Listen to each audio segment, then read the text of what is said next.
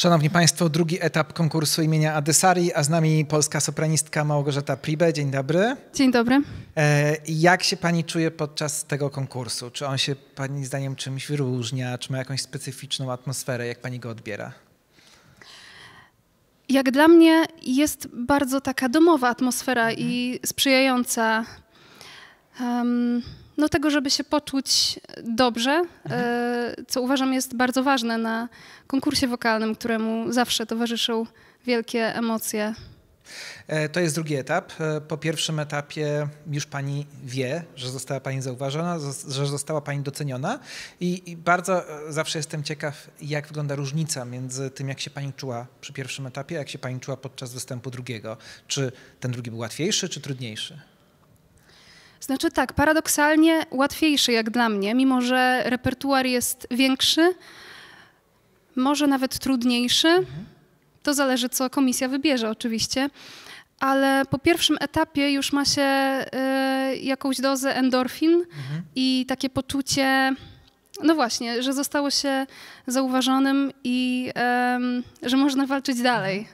I też 3 utwory, które wykonuje się w drugim etapie, no to już jest taki czas, że można się dobrze poczuć na tej scenie. To jest dłużej niż 2 utwory.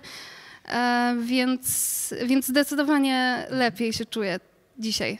Pani występ składał się, no właśnie tak jak Pani powiedziała, z 3 utworów. Najpierw byliśmy troszkę bliżej współczesności, najpierw byliśmy troszkę wcześniej właśnie, w przeszłości, potem powędrowaliśmy do współczesności, a potem byliśmy na środku. Zaczęliśmy od Händla. Jak się Pani w tym repertuarze barokowym odnajduje? Czy Pani lubi właśnie muzykę dawną? Tak, chociaż nie śpiewam jej za dużo. Może to nie jest jakiś mój konik. To jest aria, którą przygotowywałam jeszcze na 1. lub 2. roku studiów, gdzie więcej takiej muzyki śpiewałam. Takiej i współczesnej. Na ten środek byłam dosyć zamknięta. Dopiero pod koniec się otworzyłam. Więc dobrze się czuję i też to był ciekawy zestaw, myślę. Taki przekrój przez wszystkie epoki i zestawiłam też te 2 utwory ze sobą, znaczy obok siebie, bo dużo mają tak naprawdę wspólnego. Paweł Łukaszewski i Händel stosują bardzo duże skoki interwałowe, co ja osobiście uwielbiam w muzyce i co daje ogromny taki wyraz emocjom. Tak. Było czuć podczas Pani występu te emocje i właśnie Łukaszewski to z kolei utwór bardzo liryczny, bardzo smutny, gdzieś mający w sobie coś takiego wręcz rozpaczliwego. Tak. No i jest też to utwór po polsku, więc chciałem jakby o te 2 rzeczy od razu zapytać. Jak się Pani czuje śpiewając po polsku i jak się Pani czuje w repertuarze dwudziestowiecznym? Dobrze się czuję śpiewając po polsku. Mam też takie przemyślenia, że chciałabym więcej śpiewać po polsku. To, z czym się czasami zmagam właśnie śpiewając w tym języku, to, że wszyscy go rozumieją, ja też, wobec czego trudniej jest tą dykcję zachować, bo wydaje mi się, że taka jaka jest wystarczająca, ale to taki jedyny właściwie problem, można powiedzieć. No a na koniec był Charles Gounod, czyli jeszcze coś zupełnie innego, właśnie ten środek, czyli tutaj wędrujemy do takiego repertuaru już romantycznego i bardzo popularnego jednak. I to jest ciekawe, że Pani powiedziała, że dla Pani ten środek, ten XIX wiek był troszkę bardziej obcy. Jednak dla bardzo wielu uczestników to jest ten repertuar, z którym spotykają się najczęściej. No i też jeśli chodzi o nastrój, to zupełnie inny utwór niż te poprzednie. Więc jak się Pani czuła, jak trzeba było nagle przeskoczyć do zupełnie innego świata? To było bardzo trudne i myślę, że gdybym miała powtórzyć ten występ, to bym na chwilę może wyszła za kulisy, napiła się, żeby trochę odsapnąć, bo tak jak Pan wspomniał, ten utwór Łukaszewskiego jest wręcz tragiczny w swoim wyrazie. Julia jest po prostu wybuchowa i to jest eksplozja energii i takiej młodzieńczej, pozytywnej siły.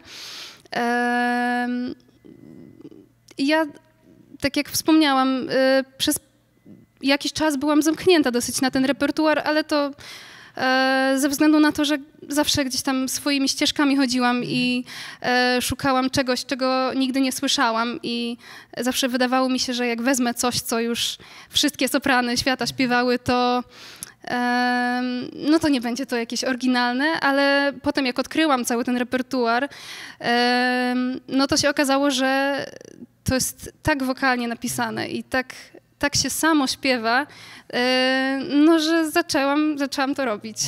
No właśnie, pani droga wokalna i to szukanie była bardzo ciekawa, bo pani wędruje po różnych gatunkach muzycznych. Nie śpiewa pani tylko muzyki klasycznej. Jest pani też wokalistką śpiewającą muzykę rozrywkową. Ma pani tutaj duże doświadczenie na tym tle. Jak wyglądało to przejście? Skąd się nagle u pani wziął ten pomysł, żeby jednak kierować się w stronę śpiewu klasycznego i też czy to się da pogodzić, czy raczej pani już wybiera tą drogę operową mocniej? No, próbuję udowodnić, że się da. No to była droga, to była długa droga. Ja zaczęłam się uczyć śpiewu rozrywkowego, jak byłam mała. Później pojawiła się dyrygentura chóralna i chóralistyka w ogóle. Zresztą do teraz śpiewam w zespole wokalnym Art and Voices. I to on był jednym z czynników, który mnie skłonił do tej decyzji zdawania na studia wokalne. Chciałam po prostu zgłębić tą technikę, żeby lepiej się posługiwać głosem. I po prostu poczułam, że to jest coś zupełnie innego niż to, czego się uczyłam wcześniej. To takie tworzenie w własnym ciele pudła rezonansowego zaczęło mnie fascynować i w trakcie studiów dopiero zorientowałam się, okej, może spróbuję też śpiewać solowo klasycznie, no ale do tej pory łączę i śpiew rozrywkowy, i klasyczny, i tą chóralistykę też. No to w takim razie życzymy, żeby dalej pani udowadniała, że to się połączyć da i że jedno nie musi negatywnie wpływać na drugie. Życzymy powodzenia i bardzo dziękujemy. Dziękuję bardzo.